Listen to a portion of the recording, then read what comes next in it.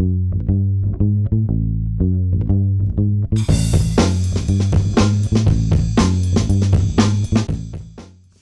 and welcome to Revenue Marketing Television, the video channel dedicated to thought leadership from the world's top marketing executives. I'm your host, Jeff Pedowitz, President and CEO of the Pedowitz Group. Today's guest is Alan Gannett, founder and CEO of TrakMaven, the integrated marketing analytics platform. Alan has had a robust career, serving as co-founder and CEO of Splash Networks, CMO of Employee Insight, and general partner of Acceleprise. In his current role, Alan advocates for all customers and ensures the company builds products that people love and makes their day easier. In addition, he focuses on company culture, working to build a company of people who love their work and are passionate about marketing. Welcome to the show, Alan. Hey, Jeff. Thanks for having me. No problem. So tell us a little bit more about TrakMaven and what was your inspiration for starting it? Totally. So I was CMO of a B2B software company, and what I found was that most of my campaigns didn't achieve their goals. And what I thought was more interesting was that it wasn't just me, right? So most of the people that I knew in the field had the same phenomenon, this sort of constant state of failure. And there's these crazy stats out there. Newhouse does this survey and found that only 3% of demand gen campaigns actually reach their lead targets. Content Marketing Institute found that over 60% of content marketers do not think their content is effective. There's all these amazing stats out there how as marketers, as an industry, we generally exist in this state of failure. And so I got really fascinated when I was a marketer on why this was and how you could combat it. And how I really tied it all back to was that most marketing is still done in this gut-driven, sort of like artistic sort of like vein versus a data-driven science approach. And there's so many channels out there now, there's so much data out there now that really, if you were building marketing from the ground up today, it would be a science first and an art second, not an art first and science second. And so that really inspired me to start TrakMaven with the whole idea of being, can you make data for marketers that's accessible, that's actionable, and that's easy to use? And that's what we try and deliver and try and do. So how does your platform work differently than a BI stack, like let's say a Tableau or a Domo? Yeah, great question. So basically, our whole idea is that we're bringing together all these disparate analytics needs that you have. Some could be social analytics, content marketing analytics, news monitoring, web analytics, and we have two all in place. And rather than you having to wire up a Domo or a Tableau just to get your data in a dashboard, what we do is, of course, we have sort of reporting and all that sort of stuff. But we also have all the nuance and context because it's a marketing tool. It's not a business intelligence tool. It's a marketing tool. So we have things like you can go in and say, show me the best Instagram videos that mention a discount or a coupon over the last 90 days. And we have all that structure in our data because it's a marketing tool first.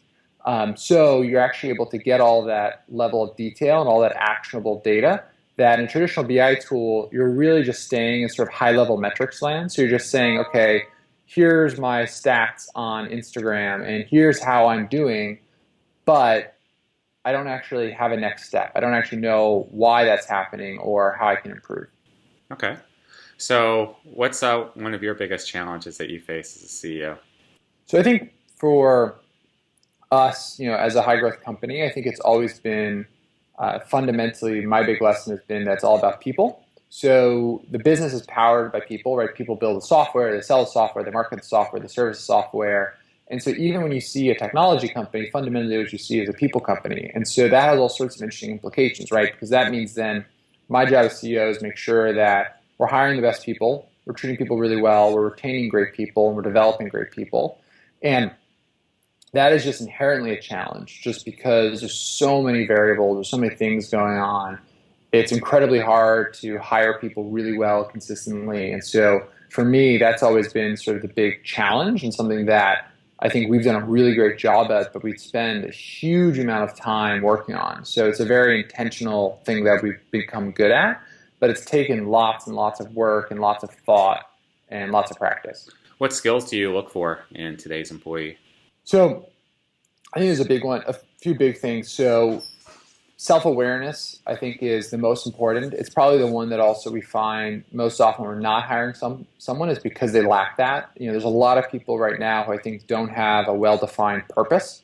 and don't know exactly what they want out of life. And so I think you see that a lot these days of people sort of like working jobs to work jobs, or they want to get promoted because they want to get promoted. Like there's not a sense of purpose. And so we really look for a sense of purpose, a sense of self-awareness, a sense of self-development, a sort of an inward look versus an outward look.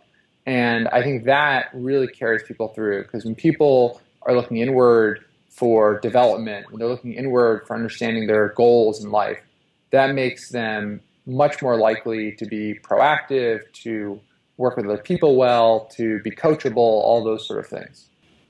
So is there a certain type of structure that you're putting in place within sales and marketing to facilitate your growth?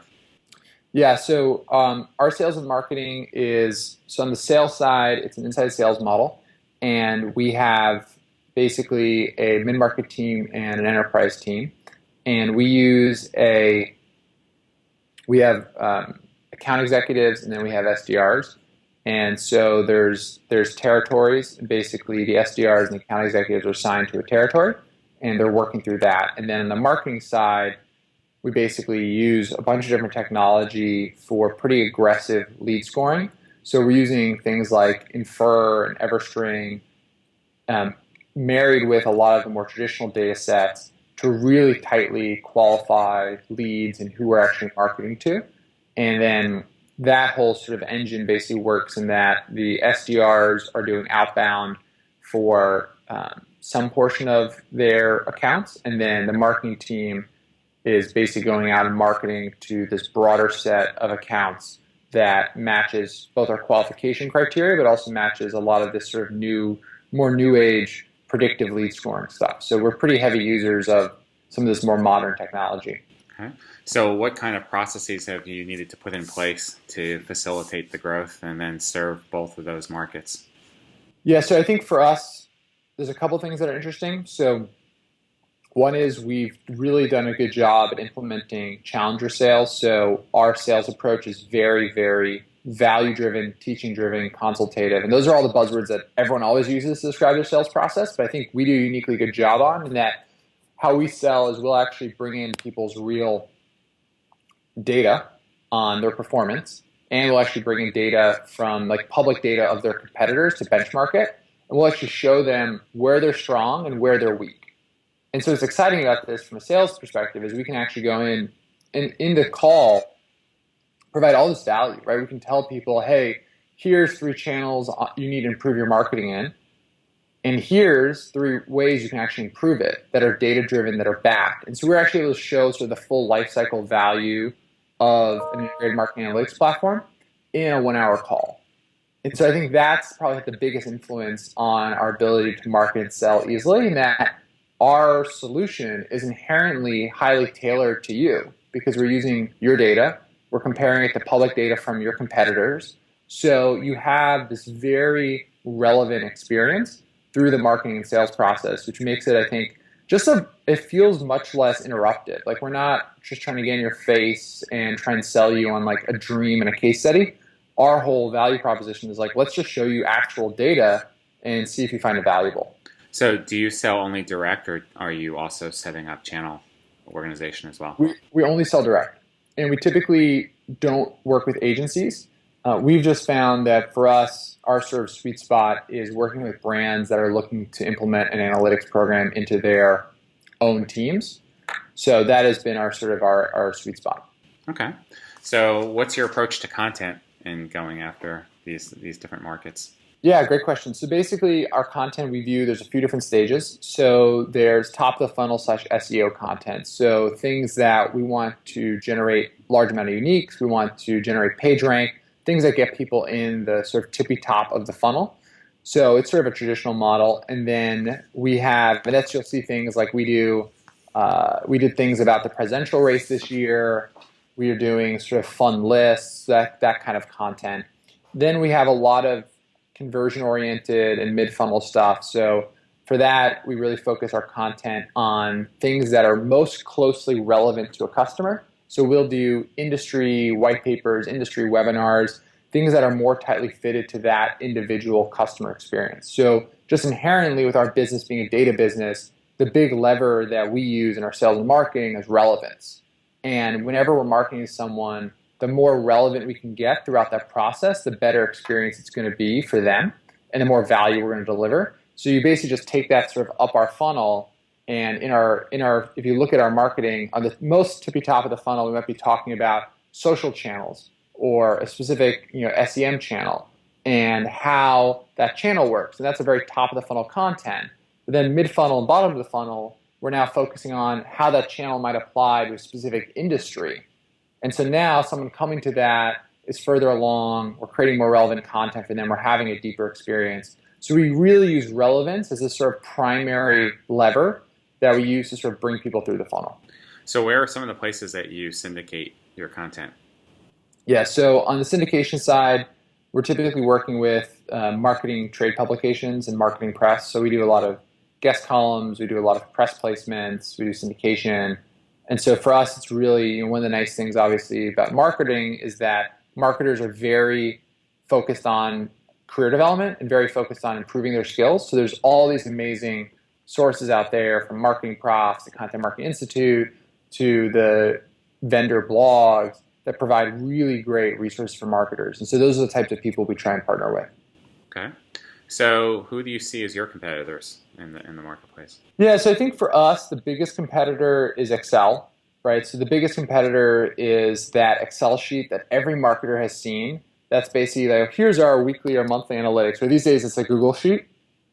That for us is the primary competitor, because at the end of the day, doing that in Excel literally makes no sense, right? It's not real time, it's manual effort, it's not actionable, but it's something that we see in almost every marketing team, right? And so our ultimate goal is taking all the Excel spreadsheets in a marketing department and getting rid of them. That's the big goal. That would be probably a big party. Everyone would be very happy. Yeah, absolutely. So what are some of the big trends you see happening in the market over the next year or two? Yeah, so I think a few things, and Martech has talked about this a little bit, but we're just seeing the innovation cycles in marketing getting shorter and shorter. So we're still, marketing has always been this very trend-driven, wave-driven industry. So think about social marketing, content marketing, influencer marketing.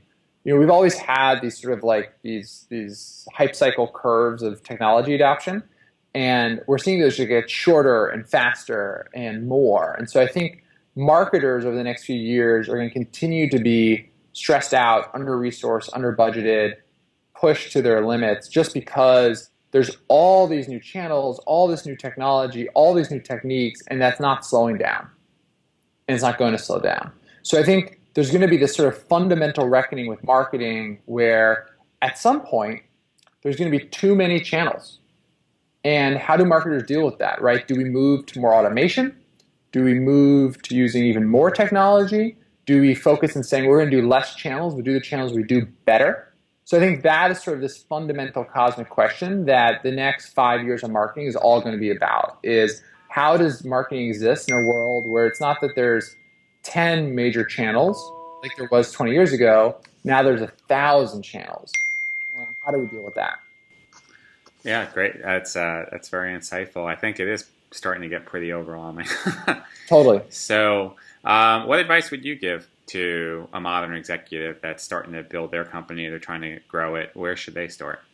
Yeah, so if you're a marketing executive, I'd say less is better, right? So essentialism, right? That's, I think, the key thing. So my personal perspective is the way to deal with this is, on all this channel explosion, is to really fundamentally invest in quality and not invest in quantity, because if you look at any of the stats, the amount of content coming out is going up so much, but the engagement and the results are going down. So I think that's sort of the fundamental thing. On more broadly, executives, people running companies, starting companies, leading teams, I think the basics are really what the entire thing is about. So it's the basics of hiring, coaching, personal development. I think if you focus on those things, everything else takes care of itself. And I think when you think about execution, fundamentally what execution means is having great people, having them operate and be the best version of themselves. And so I think really a back to basics approach, in fact, in both marketing and more broadly leadership and management, I think that's really the key. That's great advice, Alan. Thank you so much. Cool. Really appreciate you being on the show today. And thank you. Thank you.